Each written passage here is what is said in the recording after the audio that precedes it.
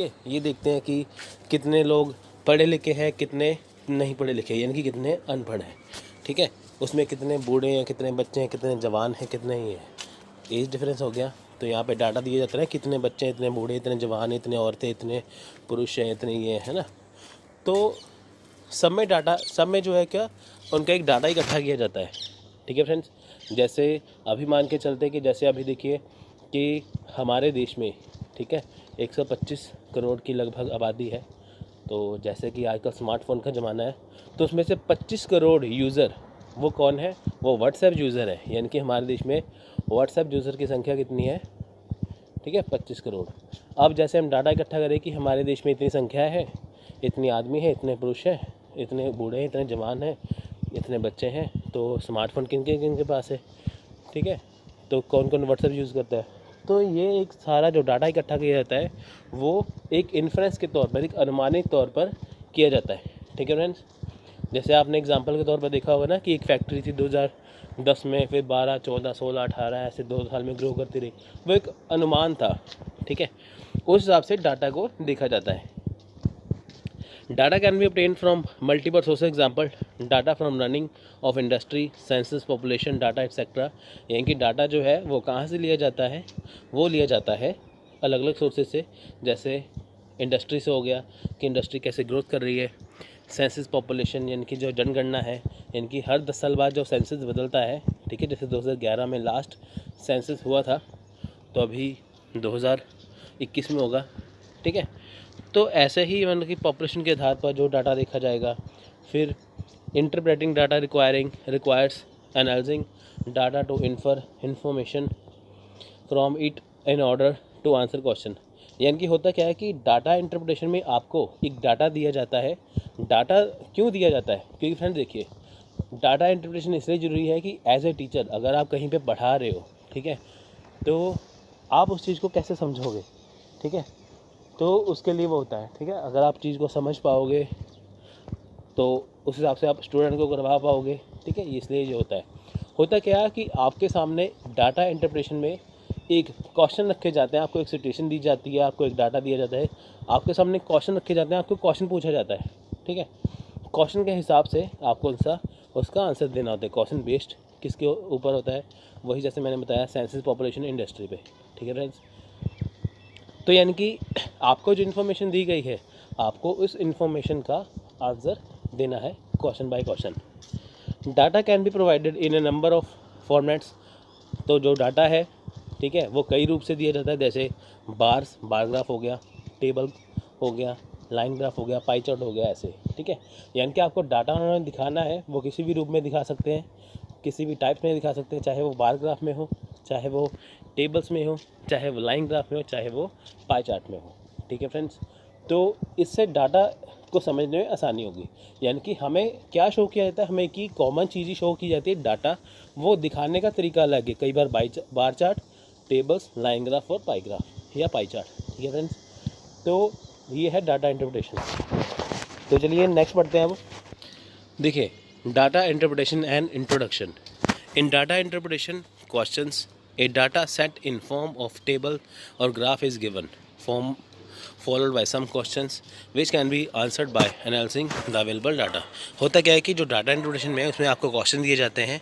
वो क्वेश्चन किस में होते हैं, वो एक डाटा के सेट में का मतलब कि जैसे आपको एक डाटा दिया हुआ है, उसमें 5 क्वेश्चन होंगे, 5 क्वेश्चन का एक सेट बन गया।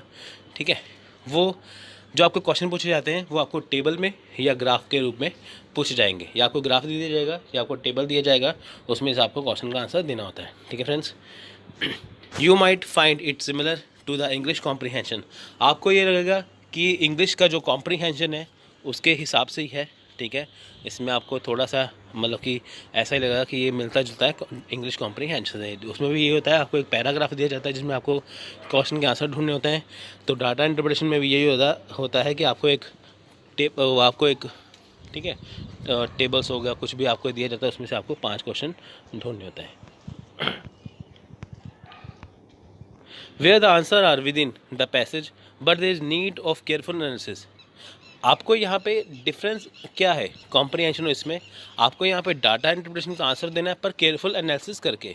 यानी कि आपके सामने जो सिचुएशन रखी जाएगी, जो आपके सामने जो कुछ रखा जाएगा, उसमें आपको जो क्वेश्चन पूछा जाएगा, उसमें जो आपको आंसर देना है वो आपको आंसर ऐसे देना है, ठीक है, कि उसमें आपको आंसर ऐसे दे रहा है कि आपको केयरफुल एनालिसिस करना है, ठीक है।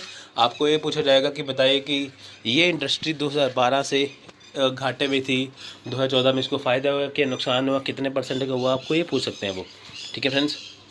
आगे की स्लाइड में आपको मैं पूरा बता दूंगा इसमें क्या क्या ज़रूरी है, ठीक है। सम क्वेश्चन में रिक्वायर यहाँ पे here also the question can be answered with careful analysis of the given data. Some question may require calculation while other can be solved even without performing any calculation just by strong analysis.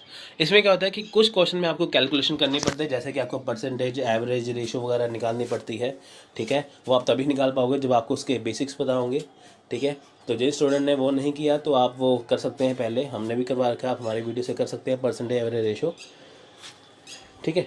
तो कुछ में ऐसा होता है कि without performing any calculation, mean कि कहीं में आपको कैलकुलेशन करनी पड़ेगी, कहीं में कैलकुलेशन नहीं करनी पड़ेगी, आपका सीधा ही आंसर आ जाएगा। अब देखिए, अब हम बात करते हैं source, equation and classification of data की, ठीक है फ्रेंड्स। यानी कि सोर्स, डाटा इंटरप्रिटेशन का सोर्स क्या है, इक्वेशन क्या है, क्लासिफिकेशन ऑफ डाटा है क्या। अब देखिए, data can be categorise as the primary data और सेकेंडरी डाटा। मतलब कि डाटा दो तरह का होता है, एक होता है प्राइमरी डाटा, एक होता है secondary data. Primary data is the data collected A fresh, it is collected for a particular study. Primary data क्या होता है, देखिए फ्रेंड्स, प्राइमरी डाटा वो होता है जब हम किसी डाटा को खुद से इकट्ठा करते हैं, यानी कि जो फ्रेश डाटा होता है हमारा बनाया हुआ, ठीक है। प्राइमरी डाटा वो होता है जो हम खुद तैयार करते हैं, ठीक है, जो फ्रेश होता है बिल्कुल। तो वो किसी पर्टिकुलर स्टडी के लिए बनाया होता है। It can be acquired through survey, interviews, questionnaire, online form और सर्वे एटसेट्रा। अब देखिए, जो प्राइमरी डाटा है वो कहाँ से कलेक्ट किया जाता है, वो किया जाता है सर्वे से, इंटरव्यू से, क्वेश्चनेयर से, ऑनलाइन फॉर्म्स या सर्वे से, ठीक है। ये क्या है, ये एक टेक्निक है प्राइमरी डाटा इकट्ठा करने की। आपको सीधा क्वेश्चन पूछ सकते हैं, देखिए अगर हमें प्राइमरी डाटा इकट्ठा करना है तो उसमें क्या क्या होता है, उसमें आप ये लिख सकते हैं सर्वे वगैरह, सर्वे, इंटरव्यू, ठीक है। Secondary data is acquired through other sources like books, newspaper, magazine, research work, data by government departments and organization, published and unpublished journal or diaries, etc. ठीक है।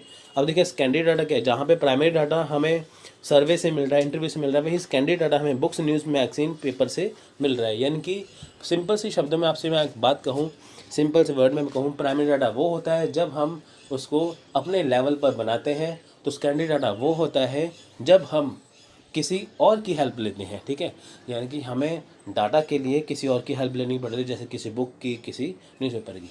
यानी कि हम सिंपल सी बात करें कि प्राइमरी डाटा वो है जो हम खुद तैयार करते हैं, सेकेंडरी डाटा वो है जब हम अपने डाटा को तैयार करने के लिए किसी और की खोजे गए डाटा की हेल्प लेते हैं, ठीक है।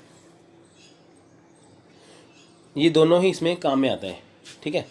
It is a data already available, ये डाटा पहले से ही अवेलेबल होता है। अब देखिए, प्राइमरी डाटा और सेकेंडरी डाटा हमने हो गया, ये दो तरह का है। नेक्स्ट है क्लासिफिकेशन ऑफ डाटा। अब देखिए क्लासिफिकेशन ऑफ डाटा, इनके जो डाटा है, अब हम डाटा इंटरप्रिटेशन की बात कर रहे हैं, उसमें मेन क्या चीज़ है, डाटा यानी कि आंकड़े।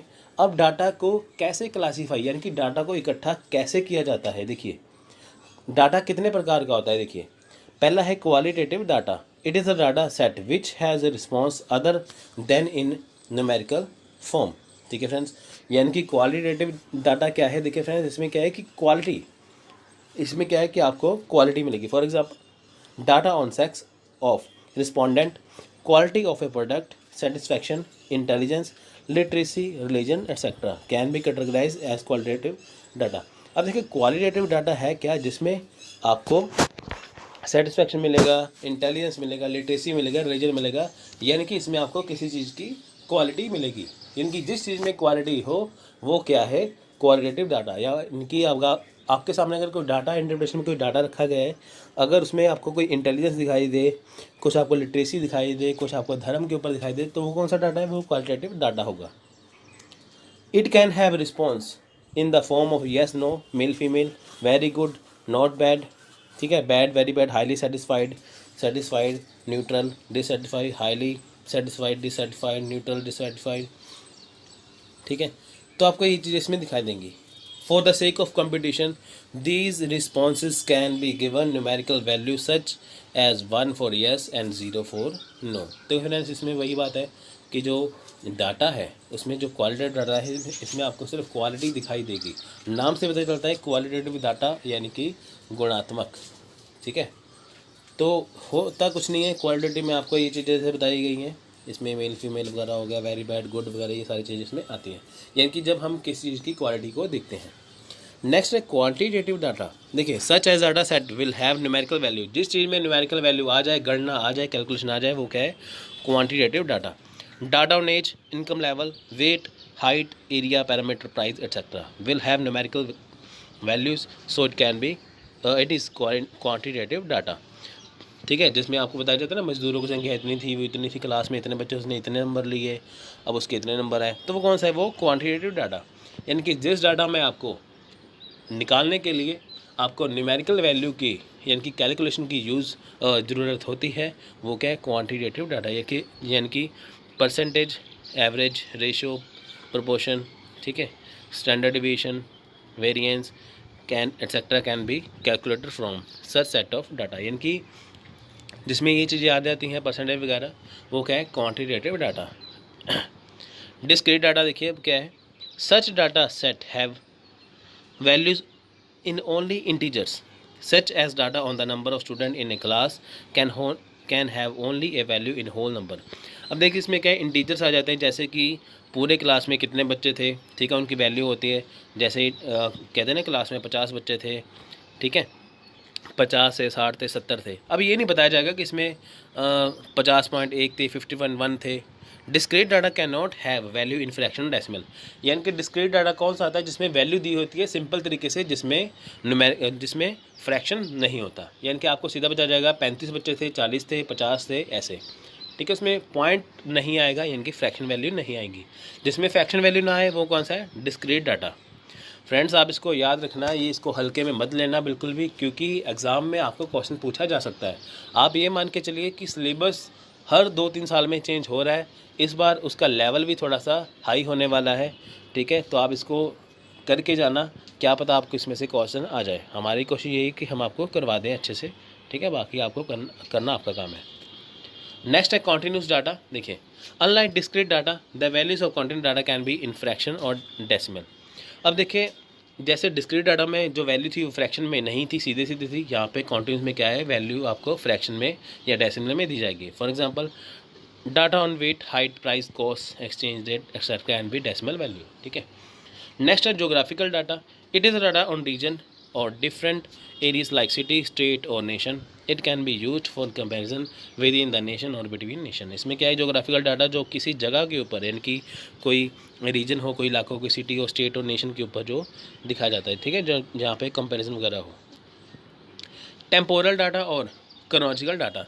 It is a data with time element, जिसमें टाइम हो। It is also known as time series data, इसे टाइम सीरीज डाटा भी कहते हैं। Such as data on consumption of chocolate in India from 2000 to 2018। यानी कि चॉकलेट जो है 2000 सन से 2018 तक कितनी कंज्यूम की, कितनी यहाँ पे इसका इस्तेमाल हुआ है। ठीक है, वो होता है chronological data. Chronology friends, simple सी शब्दों में हम कहें, इसको कहते हैं कालक्रम। यानी कि जब चीज़ एक जगह से दूसरी जगह पे स्टार्ट होगी। ठीक है, जैसे हम मान के चलते हैं कि हम मान के चलते हैं ना कि गांधी युग कब था? 1917, यानी कि 1970 से 1947 तक। वो क्या है? वो क्रोनोलॉजिकल डाटा है कि उन 20 सालों में क्या क्या हुआ। ठीक है, data can also be categorise as public data, confidential data, official data. अब देखिए, डाटा को है जो पब्लिक डाटा, कॉन्फिडेंशियल डाटा और ऑफिशियल डाटा भी इसमें भी कैटेगराइज किया जाता है। इनकी पब्लिक डाटा जो पब्लिक के लिए है, कॉन्फिडेंशियल डाटा जो सरकार के लिए होता है, जो सभी को बताया नहीं जाता, ऑफिशियल डाटा, ठीक है, ये भी सरकारी डाटा होता है। अब देखिए, डाटा इंटरप्रिटेशन। ठीक है, हमने यहाँ पे इसका क्या किया है? हमने यहाँ पे इसकी क्लासिफिकेशन की है। अब हम करेंगे, देखिए, डाटा इंटरप्रिटेशन जो है वो कितने टाइप्स का होता है। क्लासिफिकेशन में हमने करा था वर्गीकरण, तो किन किन को डाटा कहते हैं। अब हम जानें कि डाटा रिप्रेजेंटेशन जो कैसे होती है, वो कितने प्रकार की होती है। पहले देखिए raw data. Raw data can be given in the question, such question can be answered bye constructing A table using the given data. अब देखिए रॉ डाटा क्या है। रॉ डाटा आपको क्वेश्चन में दे रखा होता है, ठीक है, तो जो क्वेश्चन है उनका आंसर देना होता है, ठीक है। जैसे आपको टेबल में जो बताया होता है, आपको उस हिसाब से उसका आंसर देना पड़ता है। These questions are generally related to average which can be calculated directly using the frequency table। Raw data में क्या है, कोई क्वेश्चन पूछा जाता है जिसका आपको आंसर देना होता है, इसके लिए आप एवरेज का इस्तेमाल कर सकते हो, आपको इसमें एवरेज ढूंढनी पड़ती है, वो क्या है, रॉ डाटा। नेक्स्ट है tables. Data can also B given in the form of tables। Tables have vertical columns and horizontal row in the which data is stored। अब टेबल्स है क्या, देखिए हमने क्या था ना टेबल्स। अब डाटा आपको टेबल्स में दे रखा होगा। टेबल्स में क्या है, आपको वर्टिकली कॉलम होगा, हॉरिजेंटली कॉलम होगा, सॉरी वर्टिकली कॉलम होगा, हॉरिजेंटली रोज होगा, ठीक है। तो इसमें डाटा जो दे रखा है, a cell in the table shows a value. देखिए फ्रेंड, इसमें क्या है, आपको जो डाटा दे रखा होगा, ठीक है, वो आपको एक टेबल के रूप में दे रखा होगा। देखिए जैसे आपको ये दे रखा है ना, ठीक है, आपको एक कॉलम रो में दे रखा है ये, ठीक फ्रेंड्स। जो रो 1 में क्या है कि number of boys enrol है, रो 2 में क्या है, नंबर ऑफ़ गर्ल्स। जहाँ पे डार्क एरिया वो नंबर ऑफ़ गर्ल्स का है, ठीक है। तो ये है टेबल्स का, यानी कि जो डाटा आपको ऐसे दिखाई दे वो टेबल्स होता है। अब है bar graph. Here data is represented using rectangular bars which can be horizontal और vertical. Bar graph help in making easy comparison of data. अब देखिए इसमें है क्या, बार ग्राफ में क्या है कि जो आपको डाटा है वो जो रेक्टेंगुलर बार में दिया जाता है वो हॉरिजेंटली और वर्टिकली दोनों में, ठीक है फ्रेंड्स। बार ग्राफ क्या करता है ईजी कंपैरिजन करता है डाटा का, यानी कि बार ग्राफ में आप किसी डाटा का कंपैरिजन कर सकते हो काफ़ी आसान तरीके से। There can be different form of bar graph like stack bar, histogram and so on. यानी कि जो बार ग्राफ है वो काफ़ी तरह का है, जैसे स्टैक बार या हिस्टोग्राम, ठीक है। Stack bar graph, one bar is mounted and another one, whereas in a histogram there is no gap between. इसमें कोई गैप नहीं होता है। तो फ्रेंड्स सिंपल चीज़ आपको मैं बताता हूँ बार ग्राफ होता है क्या है। देखिए जो ऐसा टेबल होता है वो बार ग्राफ होता है, ठीक है। यानी कि अगर आपको ऐसी कोई चीज़ आ जाए वो है बार ग्राफ, ऐसा कोई आ जाए वो होता है टेबल। नेक्स्ट है हिस्टोग्राम। हिस्टोग्राम में आपको ये देखिए पिक्चर में ये ऐसा होता है हिस्टोग्राम में, ठीक है। यानी कि जो सारे डाटा जो आपस में वो जो है लाइनें वो जुड़ी होती हैं, ठीक है। Histogram are use to represent the frequency of data set belonging to class interval. It look similar to bar chart but there is no gap between the bar से सैम्पल में।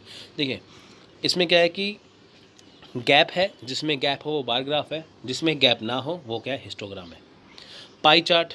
देखिए pie chart is the form of a circular dividing. देखो friends pie chart क्या है, pie chart में आपको या percentage दिया होगा या आपको डिग्री दिया होगा, आपको दो ही चीज़ दिया होगा, परसेंटेज या डिग्री। वो आपको पाई चार्ट कैसे दिया होगा, देखिए वो आपको दिया होगा ऐसे, ठीक है, गोल सर्कल में दिया होगा आपको वो, ठीक है फ्रेंड्स। देखिए आपको जो ये डॉगनेट चार्ट है ये पाई चार्ट है नीचे। पाई चार्ट देखिए ऐसा होता है, ठीक है। जहाँ पे आपको बताया जाता है ना कि एक क्लास में एक बच्चे ने मैथ में इतने नंबर लिए, साइंस में इतने लिए, इंग्लिश में इतने लिए, है ना। आपके परसेंटेज में पूछ सकते हैं, फिर आपको डिग्री में पूछ सकते हैं, कोई भी। ये होता है पाई चार्ट, ठीक है।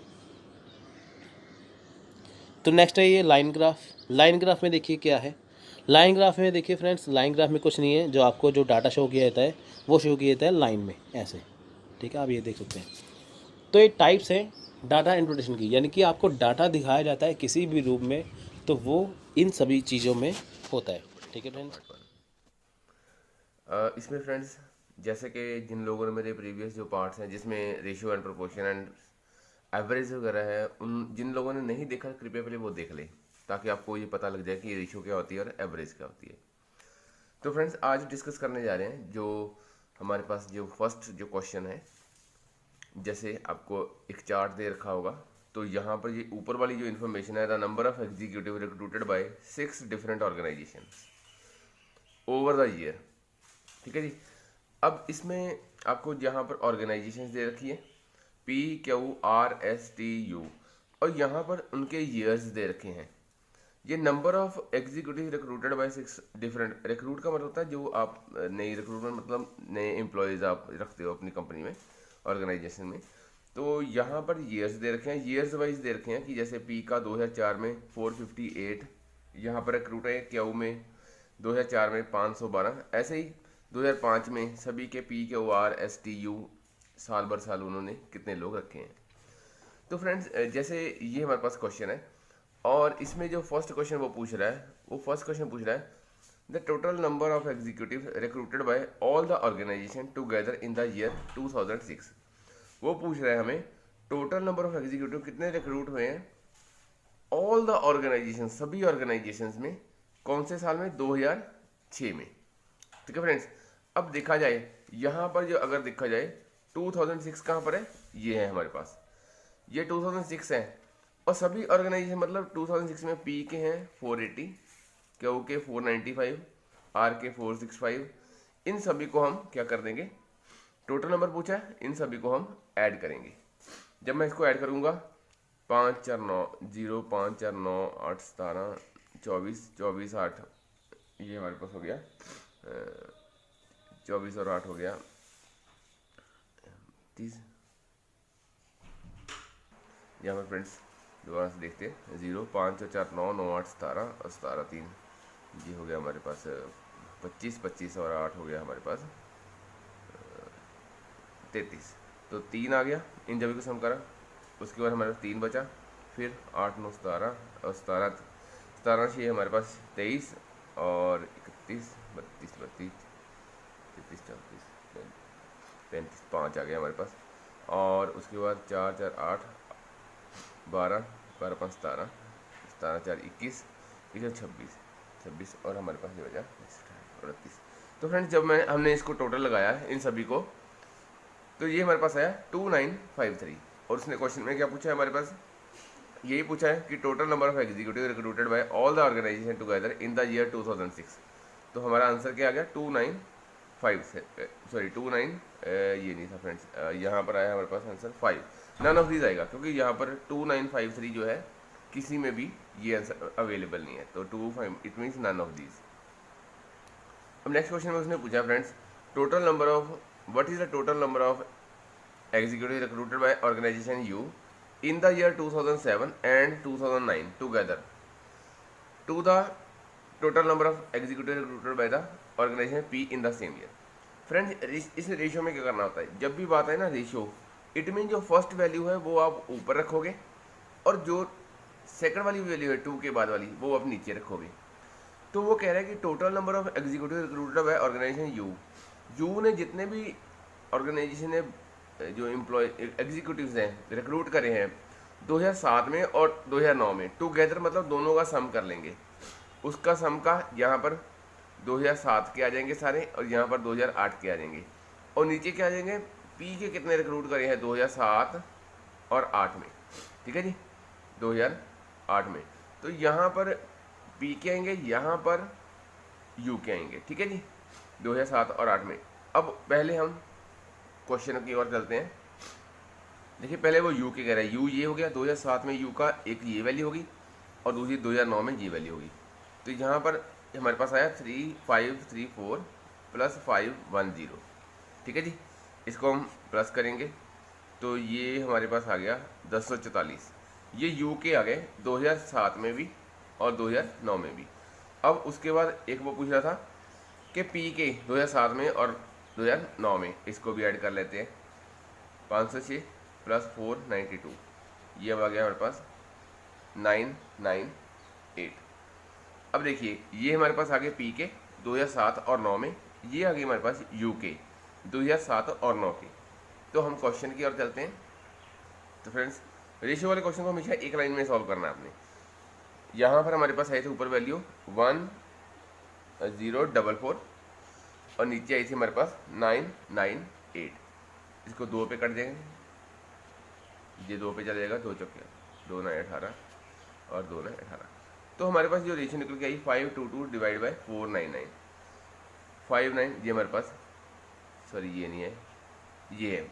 ठीक है जी, 522 पॉइंट सॉरी रेशियो 499। ये हमेशा याद रखना फ्रेंड्स, जो ऊपर वाली वैल्यू पहले आएगी। देखा आपको यहाँ पर आंसर में उल्टा भी दे रखा है, तो क्वेश्चन में आपको हो सकता है उल्टा भी दे रखा हो, तो वो आंसर नहीं है। आंसर क्या है? 522 रेशियो 499। अब फ्रेंड्स ऐसे ही जो नेक्स्ट क्वेश्चन है, what is the average number of executives recruited by organisation S over all the years together. और यहाँ पर उसने क्या है, rounded off the to the nearest integer. It means अगर पॉइंटों में आएगा तो आप नियरेस्ट वैल्यू ले लोगे। जैसे अब पहले तो देखना है कि टोटल जो एवरेज पूछा है फ्रेंड्स, यहाँ पर फ्रेंड्स एवरेज का मतलब होता है, एवरेज का मतलब होता है sum of items divide by number of items. ठीक है जी। अब देखते हैं, पहले हम एस ऑर्गेनाइजेशन पे चलते हैं। यहाँ देखिए, अब ये एस ऑर्गेनाइजेशन की वैल्यू है। पहले हम एस ऑर्गेनाइजेशन के सारे वैल्यूज को काउंट कर लेंगे। तो फ्रेंड्स इसको सभी को सम करोगे आप, ये आपको सब सम करोगे तो ये आएगा 29। आप सम कर लीजिए इसको, 29 और 65। ठीक है जी। ठीक है जी। एवरेज का मतलब होता है जैसे एस ऑर्गेनाइजेशन, इस सभी को हमने सम कर लिया तो ये हमारे पास वैल्यू आई 2965। ठीक है जी। और एवरेज का क्या था हमारे पास, ये देखिए हमारे पास था सम ऑफ आइटम्स 2965। टोटल ऑर्गेनाइजेशन कितनी है, टोटल ऑर्गेनाइजेशन है हमारे पास, वो भी देख लेते हैं। तो फ्रेंड्स 1 2 3 4 5 6 टोटल ऑर्गेनाइजेशन है हमारे पास 6। तो 6 से हम डिवाइड कर देंगे। अब इसको आप सॉल्व करोगे, जैसे 6 चौका 24 और 6 नाम 54 2 6 चौका 24 पॉइंट, जैसे मान लीजिए इतना आया। अब हमने राउंड ऑफ कर देना है इसको 494 सर, हमारा आंसर क्या आएगा 494। राउंड ऑफ का मतलब होता है आपने डेसिमल, अगर 0.5 से ऊपर है वैल्यू तो आप नेक्स्ट डिजिट को लिख दोगे, अगर 0.5 से नीचे है तो आप नीचे प्रीवियस वैल्यू को लिख दोगे। जैसे 494, अगर 0.6 आता है तो हम 495 लिख लेते हैं। अगर 4 जैसे 5 से कम 2 आता 3 आता है तो हम 494 ही देने देते हैं। हमने राउंड ऑफ कर दिया इसको, तो यही हमारा आंसर है। तो फ्रेंड्स जैसे कि जो नेक्स्ट क्वेश्चन है हमारे पास वो है, what is the percentage increase in the number of executive recruited by the organisation R in 2005 from the previous year. वो कहता है 2005 में, जैसे मैंने आपको परसेंटेज में बताया था, मान लो यहाँ पर है 2005। ठीक है जी। ये 2005 साल है, ईयर की बात कर रहे हैं। तो प्रीवियस ईयर से ये इंक्रीज हुआ होगा कुछ परसेंट, वो परसेंट पूछ रहा है कितना पड़ा है। तो हम पहले देखते हैं क्वेश्चन की ओर। देखिए फ्रेंड्स, अब 2005 में जो आर की वैल्यू है वो है 472 और जो उसकी प्रीवियस वैल्यू है 418,472। तो यहाँ लिखेंगे 418,472। तो फ्रेंड्स ये जो वैल्यू थी 2005 की है और ये वैल्यू है 2005 से पहले की 4 की। तो इसमें सबसे पहले परसेंटेज कैसे निकालते हैं, सबसे पहले डिफरेंस करते हैं, दोनों का डिफरेंस करेंगे तो हमारे पास ये वैल्यू आएगी 54। अब 54 है वो किस पे इंक्रीज हुआ है, 418 पे। जिस पे इंक्रीज होता है हमेशा प्रीवियस वैल्यू पे इंक्रीज होता है, तो मल्टीप्लाई 100। जब आप इसको सॉल्व करोगे तो ये हमारे पास निकल के आएगा 12.92। ठीक है जी। आप इसको सॉल्व कर लीजिए। देखिए फ्रेंड्स क्या करा क्या है हमने, बेसिक कंसेप्ट क्या, दोनों का डिफरेंस होता है। जैसे मेरे पास 100 है, 10% इंक्रीज 10, अगर मेरा 100 से 110 बन गया, इट मीन्स मैंने कितने पैसे कमाए, 10 रुपये। लेकिन कमाई किस पे है, 100 पे कमाए ना। तो इसी में क्या कर रहा है, डिफरेंस क्या है 54। 54 किस में इंक्रीज हुआ है, 4। सबसे पहले मेरे पास वैल्यू कितनी थी 418, तो 418 जो है वो 54 पे इंक्रीज हुआ है। तो हमने क्या करा, डिफरेंस डिवाइड बाय जिस पे इंक्रीज करा है, मल्टीप्लाई 100। ऐसे ही फ्रेंड्स जैसे number of executive recruited by organisation T in the year 2008। जैसे फ्रेंड्स एक और इंपॉर्टेंट, जहाँ पर लिखा है 2008 approximately what percent of total number of executive. जब भी ऐसे दे रखा हो A is what percent of B, इसका मतलब होता है A divide by B multiply 100। Simple, बहुत सिंपल, ये क्वेश्चन हमेशा आता है। What percent in the 2008 approximately what A is approximately what percent of total number of executive recruited by all the organisation in that year. अब देखिए पहले T पे चलते हैं। टी पे था हमारा, जैसे 2008 की बात कर रहा है वो, टी में 2008। देखिए फ्रेंड्स यहाँ पे देखिए 2008 टी ये हमारे पास 510। ठीक है जी, 510 तो ऊपर वाली हमने क्या करा कि A by B, A divide by B multiply 100, तो ए कितना है 2008 में, ये ऊपर वाली वैल्यू ये ए है। जब वट शुरू हो जाता है उसके बाद जो वैल्यू होती है वो बी शुरू हो जाती है। तो यहाँ पर हमारे पास आ गया 510, और नीचे क्या total number of executive recruited by all the organisation in that year. उस साल में जितनी भी ऑर्गेनाइजेशंस हैं, जैसे 2008 की बात करें, 2008 में कितनी organisation P Q R S T, ये सभी का सम कर लेंगे, ये सभी का। जब इनका सभी का हम सम करेंगे, आप करके देख लीजिए, ये आएगा 2854।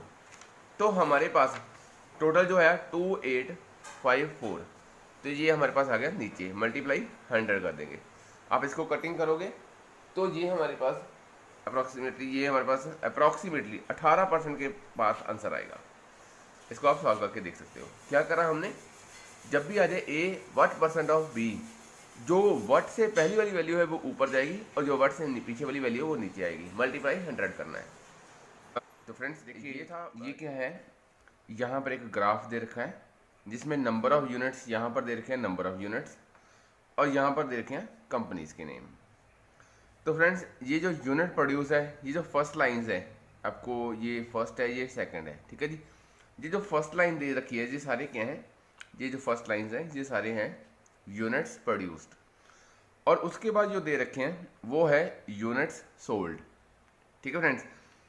अब इस क्वेश्चन में क्या पूछा उसने, सबसे पहले what is the average number of units sold by all the companies together. पूछा उसने है एवरेज। एवरेज मैंने ऑलरेडी आपको बता रखा है कि एवरेज का मतलब होता है sum of items divide by number of items. अब यूनिट सोल्ड, देखिए यूनिट सोल्ड कौन सा है, ये सेकंड नंबर की जो बार्स है सारी, ठीक है जी। अब इसका वो एवरेज पूछ रहा है। सबसे पहले हम इनका सभी का सम करेंगे। जैसे ये मेरे पास है, जैसे यूनिट सोल्ड है, ये है, देखिए ये क्या है, ये 600 है, ये 700, इसके मिडल में है ये, तो ये कितना है 650। उसके बाद बी का कितना है, बी है हमारे पास 300। उसके बाद सी में हमारे 150, और डी में हमारे पास 450। उसके बाद ई में है हमारे पास 300, और उसके बाद एफ के पास हमारे पास है 400। टोटल कितने, 1 2 3 4 5 6, sum of item divide by total जो number of item. Number of item कितने हैं, 6 जने हैं, 1 2 3 4 5 6, जैसे हम एवरेज निकालते हैं। इसको सॉल्व करेंगे, आप इसको सम कर लीजिए। 6 3 9 9 1 10 10 4 14 14 15 16 17 18 19 20 21 21 50 50 22 2250 आया ये हमारे पास, और 6 से डिवाइड करेंगे तो 6 3 18, और उसके बाद 6 7 42, और 6 42 और 6 50 30। तो फ्रेंड्स हमारे पास आया 375। एवरेज क्या है फर्स्ट क्वेश्चन का, एवरेज क्या होता है फ्रेंड्स, अक्सर ये क्वेश्चन में पूछ ही लेता है, sum of items divided by number of items. तो फ्रेंड्स सेकंड क्वेश्चन में उसने पूछा है which company the highest percentage of sale with respect to its production.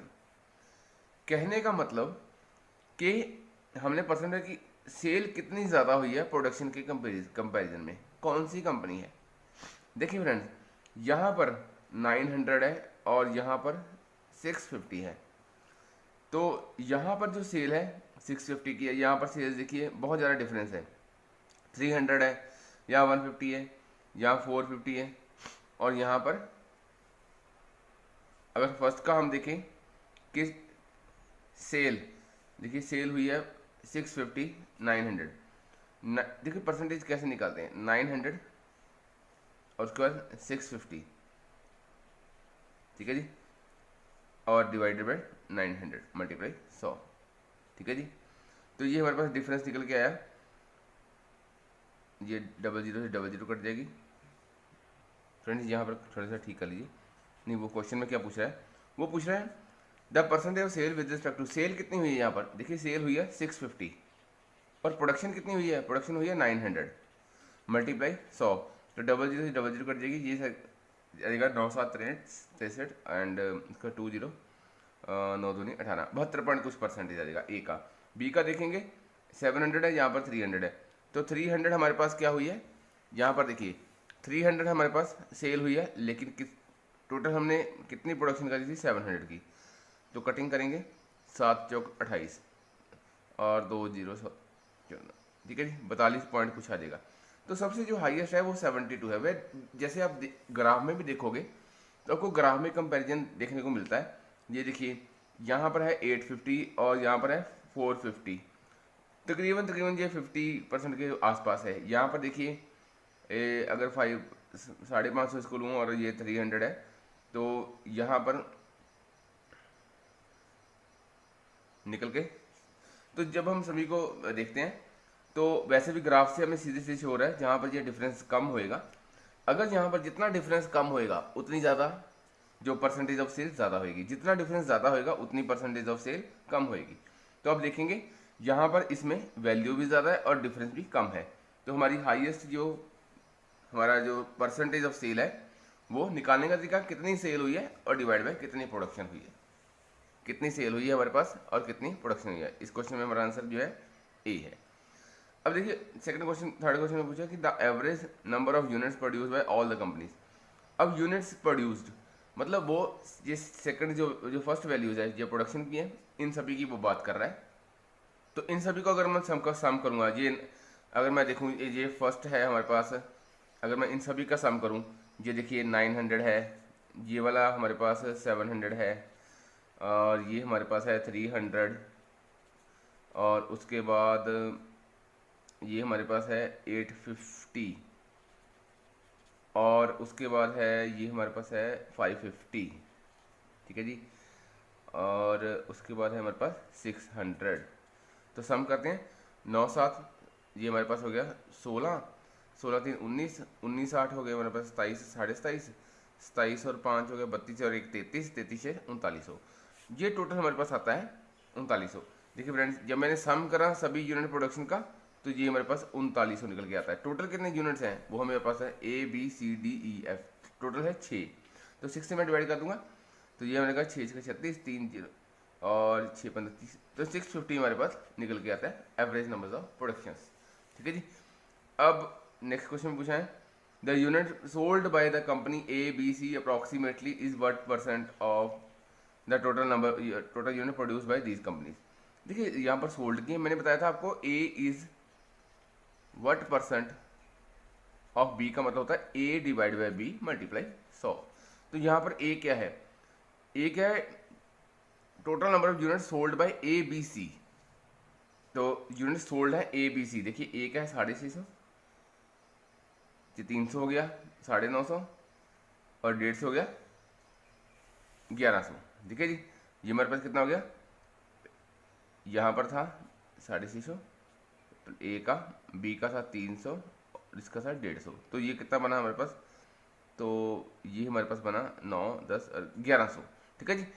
अब ऐसे ही सेकंड वैल्यू क्या है, total unit produced by these companies, इन तीनों यूनिट की प्रोडक्शन क्या है 900, ये 9 8 1700 और 1700 300, ये हमारे पास आ गया ये 700 था, 9 7 हो गया 1600, 1600 और 300 1900।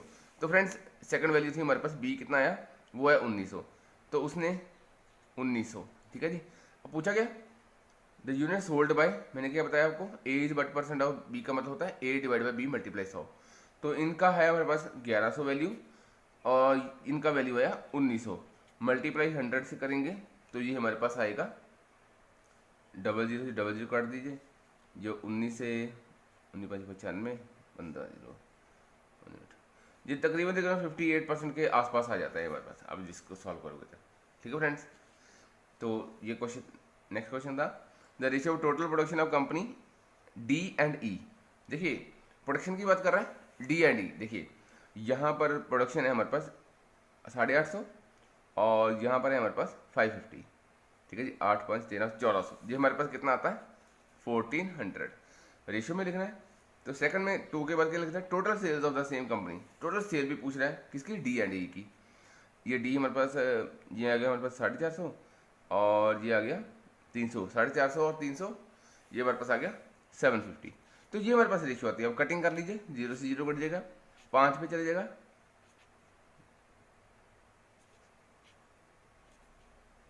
5 के 5, और ये हमारे पास आया 28 रेशियो 15। तो ये हमारे पास है जो क्वेश्चन देख रहे हो। यहाँ पर हमें 2 डायग्राम्स दे रखी है। देखिए, distribution of students at graduate level and post graduate level in 7 institutes.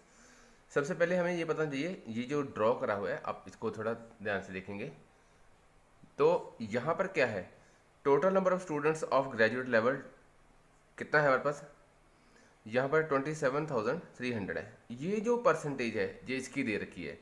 जैसे M का है, जो इंस्टीट्यूट M है उसकी 17% है, N की 12 है, P की 12 है, Q की 13 है, R की, ऐसे हमें सभी की परसेंटेज दे रखी है। सेकंड है जो हमारे पास जो total number of students of post graduate level, यहाँ पर पोस्ट ग्रेजुएट लेवल है, यहाँ पर ग्रेजुएट लेवल है, ये हमें सबसे पहले पता होना चाहिए। तो ये परसेंटेज के अकॉर्डिंग उसकी वैल्यूज डिवाइड कर रखी है। तो फ्रेंड्स इसमें जैसे जो क्वेश्चन वो पूछ रहा है, जैसे फर्स्ट क्वेश्चन आप देख रहे हो, फर्स्ट क्वेश्चन पूछ रहा है what is the total number of graduate and post graduate level is institute R. वो पूछ रहा है ग्रेजुएट लेवल में और पोस्ट ग्रेजुएट लेवल में। अब यहाँ पर देखेंगे जो इंस्टीट्यूट आर है वो यहाँ पर है, और इसमें इंस्टीट्यूट जो आ रहा है वो यहाँ पर है। ठीक है जी, इसका 17% पूछ रहा है। टोटल कितना है हमारे पास 27300। अब आर का यहाँ पर ग्रेजुएट लेवल में 17% का मतलब है डिवाइड बाय 100, तो 00 से 00 हमारी यहाँ पर कट जाएगी। ये हमारे पास आएगा कटिंग करके 4641। आप इसको मल्टीप्लाई कर लेंगे 17 से, 17 3 5 17, तो करेंगे तो 4641 आ जाएगा। यहाँ पर भी हमने टोटल है 24700, मल्टीप्लाई करेंगे आर कितना है 14%, तो 14% से अगर मैं करूँगा मल्टीप्लाई, ये 00 से 00 कट जाएगा। यहाँ पर इसको मल्टीप्लाई कर लीजिए, तो यहाँ पर ये हमारे पास आएगा 3458 जब इसको मल्टीप्लाई करेंगे। ठीक है जी, तो हमारे पास ये आ गया हमारे पास ग्रेजुएट लेवल का, और ये हमारे पास आ गया पोस्ट ग्रेजुएट लेवल किसका, आर का। तो यहाँ पर क्वेश्चन में क्या पूछा था, total number of graduate and post graduate level of institute R. तो हम दोनों को प्लस कर देंगे, 4641 एंड 3458, इसको प्लस करेंगे, ये 9 आ गया, 9 आ गया, 0 और 8, तो हमारे पास आंसर आया 8099। तो ये हमारे पास आंसर हो गया। अब फ्रेंड्स जो नेक्स्ट क्वेश्चन है वो हमारे पूछ रहा है what is the ratio of number of students studying at post graduate and a graduate level respectively from institute S. Friends जहाँ पर भी बात जब रेशियो की करी हो, ऐसे क्वेश्चन को हमेशा एक लाइन में सॉल्व करना है। ठीक है जी, तो यहाँ पर वो कह रहा है कि रेशियो किसकी पूछ रहा है, number of students studying at post graduate from institute S. अब देखिए पोस्ट ग्रेजुएट अगर मैं बात करूँ, यहाँ पर इंस्टीट्यूट जो एस है, सॉरी रेशियो पहले पोस्ट ग्रेजुएट की बात कर रहा है, तो पहले पोस्ट ग्रेजुएट आएगा, तो 21% है। तो 21% किसका, टोटल का 24700। ठीक है जी, और रेशियो जब भी पूछे, रेशियो का मतलब था एक वैल्यू ऊपर और एक वैल्यू नीचे। तो पहले बोला पोस्ट ग्रेजुएट, सेकंड बोल रहा है ग्रेजुएट। अब एस में ग्रेजुएट, देखिए एस में 14% है किसका, 24300। 14% है किसका, 27300। अब ये परसेंट से परसेंट कट गया, 7 3 पे और 7 2 पे, 00 से 00 कट गई। ठीक है जी, अब इसको हम कर लेंगे, ये 3 पे कट जाएगा, 3 पे जगह 3 9 27, 3 कम 3, तो यहाँ पर जो नीचे वैल्यू आ जाएगी, ऊपर आ जाएगी 247 और नीचे आ जाएगी 2 1 2 2 9 18।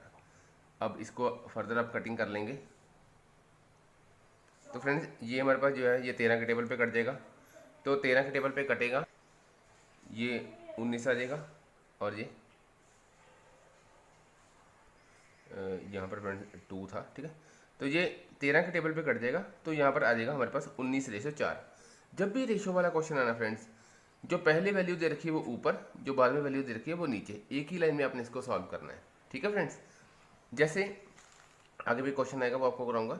जैसे अब थर्ड क्वेश्चन है, how many students of institute M and S are studying at graduate level. अब फ्रेंड्स ये क्वेश्चन देखिए, वो कह रहा है कि जो ग्रेजुएट लेवल है, जो हमारे पास यहाँ पर ग्रेजुएट लेवल है ना, वहाँ पर वो एम एंड एस का पूछ रहा है। ठीक है जी, ऐसा नहीं कि मैं एम का पहले करूँगा और एस का बाद में करूँगा, ऐसे नहीं है, पहले मैं दोनों को सम कर लूँगा, मैं एम प्लस एस दोनों कर लूँगा। जैसे एम का है 17 और एस का है 14। ठीक है जी, मैं क्या करूँगा, 17 एम का था हमारे पास 17 प्लस 14, तो ये हो गया 31%। इकट्ठा मैंने एम एंड एस का 31% हो गया मेरे पास ग्रेजुएट लेवल पे। अब 31% मैंने निकालना है। 31% किसका निकालना है, टोटल वैल्यू कितनी थी हमारे पास ग्रेजुएट लेवल की, 27300। इसको सॉल्व करेंगे, जब आप इसको सॉल्व, ये परसेंट का मतलब 1/100, ये 2 जीरो से 2 जीरो कट जाएगी। 31 का टेबल हम यहाँ पर रीड करेंगे, आप इसको मल्टीप्लाई करोगे तो हमारे पास जो आंसर निकल के आएगा वो आएगा 8463। तो ये हमारे पास आंसर आएगा 8463। तो जैसे हमारे पास ऐसे ही एक और क्वेश्चन है रेशियो वाला। देखिए, ratio between number of students studying at post graduate level from institute S. अब पोस्ट ग्रेजुएट लेवल, अब देखिए फ्रेंड्स, पोस्ट ग्रेजुएट लेवल यहाँ पर था हमारे पास, हम यहाँ पर देखते हैं क्वेश्चन को। ये देखिए, जो वो क्वेश्चन का पूछ रहा है, the ratio between the number of students studying at post graduate level. अब देखिए, पोस्ट ग्रेजुएट लेवल में क्या था, पोस्ट ग्रेजुएट लेवल में कौन सा इंस्टीट्यूट एस की बात कर रहा है, तो यहाँ पर 21% है। The ratio between total number of students from institute S the number of students studying at graduate level from institute क्या हो। तो रेशियो पूछ रहा है, रेशियो को कैसे करेंगे। अब देखिए, ये हमारे पास क्वेश्चन था, रेशियो को करेंगे कैसे करेंगे। सबसे पहले मुझे लेना है पोस्ट ग्रेजुएट फ्रॉम एस। ये पोस्ट ग्रेजुएट है, फ्रॉम एस, एस कितना है 21%। 21% किसका, टोटल 24700। और उसके नीचे क्या है, number of students graduate level from Q. अब यहाँ पर देखिए क्यू में कितना है 13%, तो नीचे कितना आएगा 13%। टोटल कितने स्टूडेंट्स ग्रेजुएट लेवल में 27300। तो ये 00 से 00 कट जाएगी, 00 ये कट गया हमारे पास। और उसके बाद अब इसको कटिंग कर लेंगे, ये 21 पे कट जाएगा। ये देखिए 21 एकम 21, और यहाँ पर 6 और 21 3 63 हो गया, 13 बच गया। यहाँ 13 कट जाएगा, 13 एकम 13 और 117, 13 ना है 117, तो 19:13 हमारे पास आ जाएगा आंसर। नेक्स्ट क्वेश्चन है कि total number of students studying at graduate level from institute M and N. अब एम एंड एन की इकट्ठी करें, मैं एम अलग से और N P sorry M and P.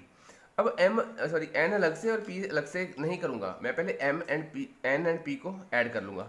देखो हमारे पास पोस्ट ग्रेजुएट लेवल है, यहाँ पर जो एन है वो है हमारे पास 15% और पी कितना है 12%। पहले मैं 15 + 12 को ऐड कर लूँगा, ये हो गया हमारे पास 27%। 27%, अब 27% हमने निकालना है।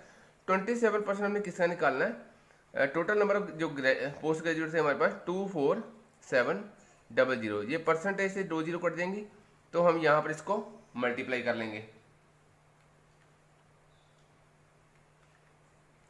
तो मल्टीप्लाई करोगे तो हमारे पास आएगा 669। आप इसको मल्टीप्लाई करके देख लीजिए, तो 669 हमारे पास आंसर आ जाएगा।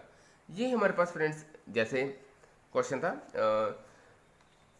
कि कैसे हमने मान लो रेशियो में दे रखा हो तो एक लाइन में कैसे सॉल्व करते हैं वो मैंने आपको बताया, और परसेंटेज को कैसे हम सर्कल में, कैसे जो डायग्राम्स दे रखे हैं सर्कल में, तो उसको परसेंटेज में हम कैसे सॉल्व। डाटा तो वो होता है जो डाटा आंकड़ा इकट्ठा किया जाता है, जो डाटा इकट्ठा किया जाता है। गवर्नेंस का इसमें क्या रोल है, देखिए जब गवर्नेंस यानी कि शासन, किसका शासन, गवर्नमेंट का, सरकार का, यानी कि जब सरकार या जब गवर्नमेंट किसी डाटा को सुरक्षित रखती है, ठीक है, तो उसे बोलता है डाटा एंड गवर्नेंस। अब देखिए जो गवर्नमेंट है, जो सरकार है, वो डाटा का यूज़ करती है। जब वो डाटा का यूज़ करती है, किसके लिए यूज़ करती है, कि ताकि उसको पता चल सके कि जब से भारत आज़ाद हुआ है या जब से उन्होंने सत्ता संभाली है, सरकार संभाली है, उन्होंने कितना देश का विकास किया है, कितनी देश की डेवलपमेंट की है। ठीक है फ्रेंड्स, डाटा एंड गवर्नेंस कुछ नहीं है, इसमें गवर्नेंस शब्द इसलिए जोड़ा है कि ताकि जो सरकार है, जो गवर्नमेंट है, वो ये देख सके कि उनको किस रीजन में, किस क्षेत्र में, जैसे हेल्थ है, ठीक है, उसके बाद एजुकेशन है या कुछ भी ऐसे है, ठीक है, उसमें कैसे कैसे उनको डेवलपमेंट करना है। डाटा एंड गवर्नेंस में होता क्या है कि जब गवर्नमेंट किसी डाटा का इस्तेमाल करती है और उसको सुरक्षित तरीके से यानी कि सेफ जगह पे उसको सेव करती है। ठीक है फ्रेंड्स, आजकल जो सभी जो देश हैं, जो सभी कंट्रीज़ हैं, ठीक है, all over in the world जो कंट्रीज़ है, उनमें सभी में जो डाटा है वो गवर्नमेंट के द्वारा रखा जाता है। ठीक है, जिससे ये पता लगाया जा सकता है आसानी से कि देश कितना तरक्की कर रहा है। ठीक है, तो चलिए देखते हैं। Modern society is data driven. As per the estimate of May 2018, daily around 2.5 quintillion bytes of data are generated। अब देखिए हुआ क्या है कि जो अगर मॉडर्न सोसाइटी की डाटा की बात करें तो मई 2018 तक यानी कि मई 2080 तक इसमें है क्या कि 2.5 क्वांटिलियन बाइट्स ऑफ डाटा, ठीक है, वो जनरेट हुआ है। ठीक है, यानी कि डेली क्या है इतना डाटा इसमें देखा जाता था। ये कब देखा गया था? मई 2018 तक। This data can help in providing better insight for innovation, predicting relationship between variables, artificial intelligence etcetera. ये डाटा क्या करता है कि आपको एक बेहतर तरीका बताता है, ठीक है, इनोवेशन का, ठीक है, बिटवीन वेरिएबल्स में कैसे उनका रिलेशन है, रिलेशनशिप में कैसे वेरिएबल्स में कैसे रिलेशनशिप हो रहा है। ठीक है, आर्टिफिशियल इंटेलिजेंस क्या है, वही बात है कि सिर्फ एक सरकार, एक गवर्नमेंट जब इस डाटा को देखती है तो उसको डिफरेंस पता चलता है। तो डाटा सरकार को पता चलता है ना, जैसे कि मान लीजिए कि गवर्नमेंट है वो अभी 5 साल के लिए चुनी जाती है, तो 5 ईयर में उन्होंने क्या क्या किया है, पिछली सरकार से कैसे किया था, अब कैसे किया है, क्या गरीबी कम हुई है, क्या बेरोज़गारी कम हुई है, तो ऐसे वो उसको आंकड़े इकट्ठे करके देखते हैं। There is need for policies and guidelines for protecting and controlling data and when it arises. ठीक है, इसमें होता क्या है, जो गवर्नमेंट है वो नई नई पॉलिसी बनाती है। अब डाटा जब गवर्नमेंट, देखिए जब कोई गवर्नमेंट है जब डाटा को रिप्रेजेंट करती है, जब डाटा को चेक करती है, तो उसमें उनको पता चलता है कि अब हमें कौन कौन सी पॉलिसीज़ बनानी है, अब हमें कौन कौन सी गाइडलाइन बनानी है। ठीक है, कि ताकि देश को तरक्की के रास्ते पर ले जाया जा सके। डाटा गवर्नेंस, कहते हैं ना कि पिछले 5 सालों में ये नहीं हुआ, पिछले 10 सालों में ये नहीं हुआ, पिछले 70 सालों में ये नहीं हुआ, तो ये सब जो है वो कंपैरिजन करके देखते हैं डाटा का कि पहले क्या था अब क्या है। ठीक है, data governance relates to the strategy used for availability, applicability, integrity and security of data. Data governance किससे रिलेटेड है? ये स्ट्रेटजी से रिलेटेड है। स्ट्रेटजीज कैसी है? जैसे अवेलेबिलिटी, एप्लीकेबिलिटी यानी कि हमारे पास कौन से सोर्सेज अवेलेबल हैं, कौन कौन से एप्लीकेबल किए जा सकते हैं। इंटीग्रिटी क्या है? अखंडता।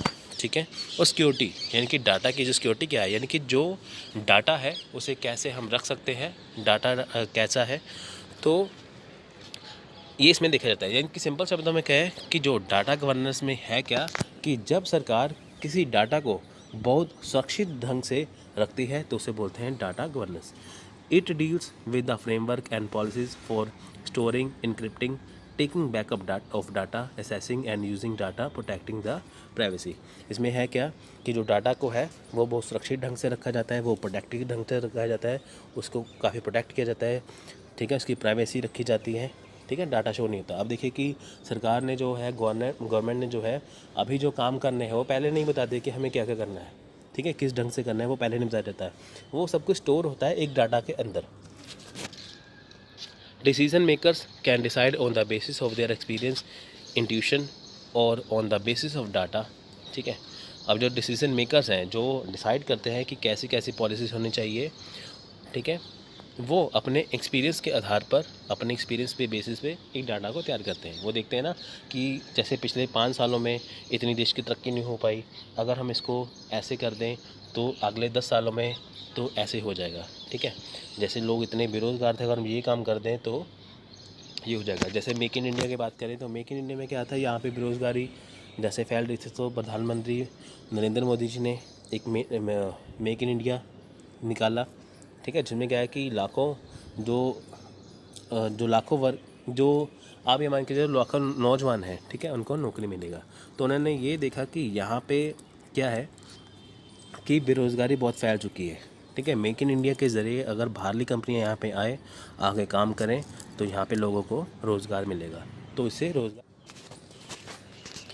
ठीक है। Experience, intuition and observation can be use for making important decision in case data is not available. अब होता क्या है कि अगर डाटा अवेलेबल ना हो तो उसमें होता क्या है, एक्सपीरियंस के आधार पर, ऑब्जर्वेशन के आधार पर क्या है जो डिसीज़न लिए जाते हैं। पहली बात तो है कि अगर सरकार को, अगर गवर्नमेंट को कोई डिसीज़न लेना होता है तो वो डाटा को संभाल के रखते हैं। ठीक है फ्रेंड्स, कोई भी सरकार हो, कोई भी बड़ी कंपनी हो, वो अपने अपने डाटा को संभाल के रखते हैं। क्यों संभाल के रखते हैं? कि ताकि आने वाले जो साल है उसमें उसका कंपैरिजन किया जा सके। ठीक है फ्रेंड्स, तो अगर बाई चांस वो डाटा अवेलेबल ना हो तो एक्सपीरियंस या ऑब्जर्वेशन के आधार पर इसको रखा जाता है। But in today data driven society effective and efficient decision can be made by analysis of available data. पर आज के समय में क्या है कि जो डाटा रखना ज़रूरी है ताकि इससे अच्छे डिसीजन लिए जा सकते हैं। फ्रेंड्स देखिए कि डाटा जो है हर साल संभाल के रखा जाता है कि पिछले वर्ष में ये था, तो उससे कंपैरिजन करना आसान हो जाता है काफ़ी। Data can be use for framing policies as it can be use to analysis the extent for of the problems and related factor. अब इसमें क्या है कि डाटा को है जो यूज़ किया जाता है पॉलिसीज़ के लिए, उसमें जो जो प्रॉब्लम आती है उसको देखा जाता है, वो प्रॉब्लम्स क्यों है, उसका समाधान कैसे है, उसका हल कैसे है, उसका सोल्यूशन कैसे है, इसमें दिखा जाता है। Like if the data shows that poor people have lower education level and poor health then policies for better education and health can be framed। जैसे एग्जांपल के तौर पे मान के चले कि डाटा ये शो करे कि जो गरीब लोग हैं उनको एजुकेशन जो है वो लोअर क्वालिटी की मिल रही है। ठीक है, उनकी हेल्थ भी पुअर है, उनकी सब कुछ उनका जो पुअर हो रहा है, तो पॉलिसी ऐसी बनाई जाती है कि उनको बेटर एजुकेशन और हेल्थ अच्छी से मिल सके। ठीक है, ये डिफरेंस हो गया ना, वही चीज़। Data can be use for framing policies. Data जो है वो पॉलिसीज़ के लिए किया जाता है, पॉलिसी बनाने के लिए। It will also help in evaluating the implementation of programmes and policies. ठीक है, अभी होता क्या है कि ये जब कोई सरकार पॉलिसी बनाती है तो उसको इम्प्लीमेंट करने के लिए कैसे इम्प्लीमेंट करना है, कैसी पॉलिसी बनानी है, इसके लिए डाटा को देखा जाता है। For example data can be collected on the availability of mid day meals in school. अब देखिए, जानते हैं कि जैसे डाटा जो है वो मिड डे मील के लिए होता है कि जो मिड डे मील होता है दोपहर का खाना जो स्कूल में मिलता है, अगर उसका डाटा इकट्ठा करना हो वहाँ पे health status of children who eat mid day meal at school. अब इसमें देखा जाता है कि जिन बच्चों को मिड डे मील मिल रहा है तो वो उनके लिए हेल्दी है कि नहीं है। ठीक है, proportion of schools covered under the scheme, enrolment rate in school as etcetera. ठीक है, उसमें होता क्या है कि स्कूल क्या क्या स्कीम्स को कवर कर रही हैं, जैसे बच्चों को जो जो खाना दिया जाता है वो हेल्दी है कि नहीं है, वो सब कुछ इसमें देखा जाता है। तो देखा जाता है ना कि जैसे वो पॉलिसी बनाई जाती है कि हाँ मिड डे मील चल रहा है, सभी को लाभ मिल रहा है, सभी को बेनिफिट मिल रहा है, तो ये सही है। अगर वहाँ पे हो जाए कि नहीं, बच्चों को जैसे मिड डे मील खाने से बच्चों का हेल्थ इशू हो रहा है, उनकी तबीयत ख़राब हो रही है, तो उनमें सुधार किया जाता है। ठीक है, to test the efficiency of implementation of the mid day meal scheme. अब इसमें टेस्ट किया जाता है कि जो स्कीम लागू की थी क्या वाकई ही उसी तौर पर लागू की गई है। सो data is important for making sound decision and for checking there effectiveness. अब डाटा इसलिए देखा जाता है कि डाटा क्यों इंपॉर्टेंट है, क्योंकि इसमें देखा जाता है कि जो डिसीजन लिए गए थे क्या वो सही रूप से या सही इफेक्टिव तरीके से यहाँ पे लागू हुए कि नहीं। Availability of data related to the government schemes of and programmes improve transparency for citizen. अब इसमें ये होता है कि जो डाटा है जो गवर्नमेंट तैयार कर रही है उसमें ऐसी स्कीम बनाई जाए जिससे लोग जो हैं उनमें ट्रांसपेरेंसी हो, यानी कि जो लोगों को, जो सिटीजन है, जो भारत के नागरिक, जो इंडिया के नागरिक हैं, जो सिटीजन हैं, उनको सरकार की सारी नीतियों का, सारी पॉलिसीज़ का पता चल सके। ठीक है, protection of data is as important as the collection of data. Data का प्रोटेक्शन, डाटा की सुरक्षा उतनी ही ज़रूरी है जितना कि डाटा को इकट्ठा करने के लिए होता है। Both the government and private sector should take care that collected confidential data should remain secure and there should not be any sort of breach. देखिए, इसमें क्या होता है कि चाहे गवर्नमेंट हो, चाहे कोई प्राइवेट सेक्टर हो, अगर उसने कोई डाटा इकट्ठा किया है तो वो कॉन्फिडेंशियल रखेगा पूरी तरीके से, जो जो उसने स्कीम्स को लगाना है। जैसे सरकार ने कोई नई पॉलिसी बनानी है, कैसे बनानी, कुछ भी बनाना है, जो उसके लिए डाटा इकट्ठा किया गया है, ठीक है, वो सेफ़ रखेंगे कि ताकि ये लीक ना हो जाए। ठीक है, ऐसा ही जियो कंपनी की बात करें, रिलायंस कंपनी की बात करें, कुछ भी कंपनी की बात करें, तो जो उन्होंने आगे जाके जो प्लान करना है तो पहले नहीं बताया जाता। ठीक है, जैसे अब मान के चलते हैं कि देखिए एयरटेल वालों ने भी पहले जो था, आपको पता था ना, लाइफ टाइम वैलिडिटी मिलती थी। अब क्या है कि महीने का 35 रुपीज़ का रिचार्ज कराना पड़ता है। अब उन्होंने ये देखा कि अगर एयरटेल वालों ने ये देखा कि हमने पिछले इतने सालों से हम ये फ्री दे रहे हैं स्कीम, तो लोग क्या कर रहे हैं कि उसमें रिचार्ज नहीं करवा रहे, लाइफ टाइम वैलिडिटी रख रहे हैं, रिचार्ज नहीं करवा रहे, जिससे एयरटेल कंपनी को नुकसान हो रहा है। ठीक है, तो उन्होंने ये देखा कि उन्होंने डाटा एक सामने रखा कि हमें लाइफ टाइम वैलिडिटी की वजह से इतने सालों में इतना करोड़ों रुपए का नुकसान हो चुका है। फिर उन्होंने नई पॉलिसी बनाई, उसमें क्या कि हम 35 रुपये का रिचार्ज कराइए तो उसमें ये होगा। तो हुआ क्या, उसमें उनके 90 लाख जो है वो कस्टमर है वो टूट के किसी और में चले गए। ठीक है, तो ये होता क्या है, उन्होंने एक पॉलिसी बनाई कि उनको घाटा हो रहा था, नुकसान हो रहा था, उन्होंने पॉलिसी बना दी कि आप 35 रुपीज़ का रिचार्ज करवाइए। ठीक है, उन्होंने स्कीम बना दी। तो ऐसी ही बातें होती हैं बस, जैसे कि कोई भी डाटा उसका कंपैरिजन करके देखा जाता है। Any breach of confidentiality can have serious consequence. In 2018, there was an allegation of a massive data breach when the profile data of millions of Facebook users was shared with third party. अब देखिए, एक मामला उड़ा था ना पीछे पहले 2018 में कि फेसबुक में जो काफ़ी लाखों लोगों का जो डाटा है वो चोरी हो गया था। अब जैसे अमेरिका में इलेक्शन हुए हैं, डोनाल्ड ट्रंप जीत गए थे, वहाँ पे एक उनके ऊपर इल्ज़ाम लगाया था कि उन्होंने 5 करोड़ यूज़र का जो फेसबुक डाटा हैक करके, उनकी सोच को हैक करके, तो वहाँ पे वो इलेक्शन जो है जीते थे। अब ये क्या डाटा हो गया ना चोरी। देखिए फ्रेंड्स, पहले क्या होता था, पहले ज़माने में आप ये मान के चलिए कि हमारा जो जो जो था, जो हमारी प्रॉपर्टी क्या थी, हमारा पैसा। आजकल आपकी प्रॉपर्टी क्या है, आपका डाटा जो आपके फ़ोन में सेव है। आपके फ़ोन में क्या सेव है, आपके फ़ोन में आपका डाटा सेव है, आपकी फ़ोटो सेव है, आपका अकाउंट नंबर सेव है, आपका पासवर्ड सेव है, सब कुछ सेव है। ठीक है, अगर आपका डाटा चोरी हो जाए तो आप बहुत बड़ी मुसीबत में पड़ सकते हैं। तो ऐसे ही सरकार का डाटा अगर चोरी हो जाए तो सरकार की नीतियाँ भी ठप हो सकती हैं। जैसे विकीलीक्स ने क्या किया था, विकीलीक्स का आपको सभी को नाम पता ही होगा कि उसने अपनी जो सरकार अमेरिका का है, इंडिया का है, कई कंट्रीज़ का उसने डाटा जो है वो लीक कर दिया था।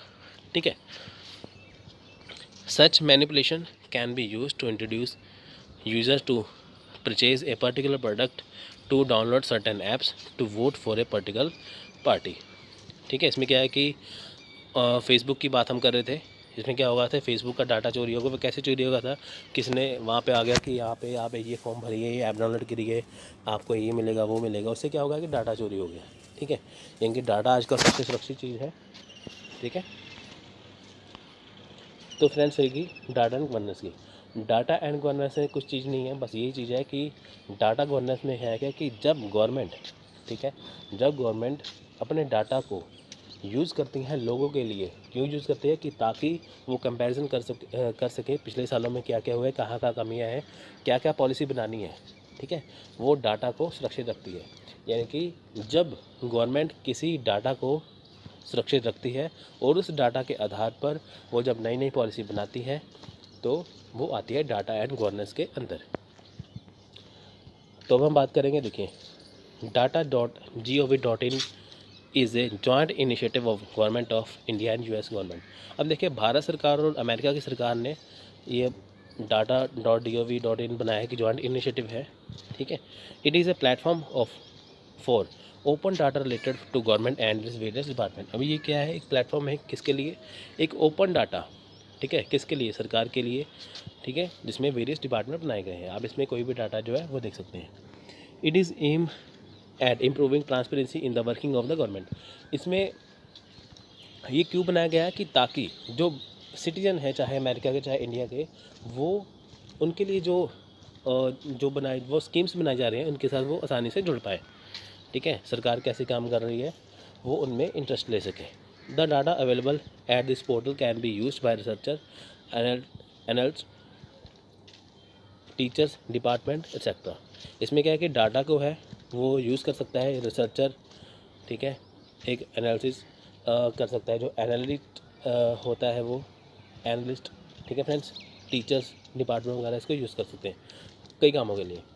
The different module of the open government data platform. अब देखिए कि डिफरेंट मॉड्यूल है ओपन गवर्नमेंट डाटा के, कौन कौन से देखिए। डाटा मैनेजमेंट सिस्टम यानी कि DMS, ये क्यों बनाया गया है, for contributing data and making it available online. यानी कि ये क्यों बनाया गया है कि इसमें डाटा को कंट्रीब्यूट किया जा सके। ठीक है, और ये ऑनलाइन अवेलेबल होता है। Content management data managing the content and functionalities. अब ये कंटेंट मैनेजमेंट डाटा क्या है, नाम से ही होता है कि ये डाटा को कंटेंट को मैनेज करता है कि क्या दिखाना है, ठीक है, कितना दिखाना है। विजिटर रिलेशनशिप मैनेजमेंट यानी कि VRM for collecting viewer feedback. अब देखिए कि जो इस डाटा को देख रहे हैं उनका फीडबैक कैसा है, उनको डाटा अच्छा लगा या नहीं, कंटेंट अच्छा लगा या नहीं, उनका फीडबैक लेना। नेक्स्ट है community for user to interact with other user. इसमें क्या है कि यूज़र इंटरेक्ट करे अदर यूज़र को, उनके बारे में बता सके, ठीक है, होता है कम्युनिटी में। So the other important authentic source of data. अब देखिए जो अदर सोर्सेज क्या है, वो है पॉपुलेशन सेंसस यानी कि जनगणना, ठीक है, जो हर 10 साल में बदलती है, 2011 में थे, अब 2021 में आएगी। फिर है इकोनॉमिक सर्वे ऑफ इंडिया, यानी कि जो डाटा है वो कहाँ से लिया जा सकता है। अगर कोई भी सरकार है वो डाटा कहाँ से इकट्ठा करेगी, पॉपुलेशन सेंसस है, हमारे देश में इतनी आबादी तब इतनी है, अब इतने गरीब थे, इतने अमीर हैं, हमारे देश में इतनी बेरोज़गारी तब इतनी है, वो पॉपुलेशन सेंसस से डाटा इकट्ठा कर सकते हैं। इकोनॉमिक सर्वे ऑफ इंडिया से इकट्ठा कर सकते हैं, भारत की आर्थिक स्थिति कैसी है इसमें बताया जाता है। सिविल रजिस्ट्रेशन सिस्टम से, national sample survey and sample registration system से, ठीक है, जिसे SRS कहते हैं। नेशनल फैमिली हेल्थ सर्वे से, NFHS से, district level household survey से, RBI डाटा बेस से। नेक्स्ट है ministry of statistics and programme implementation data set से, गेटवे ऑफ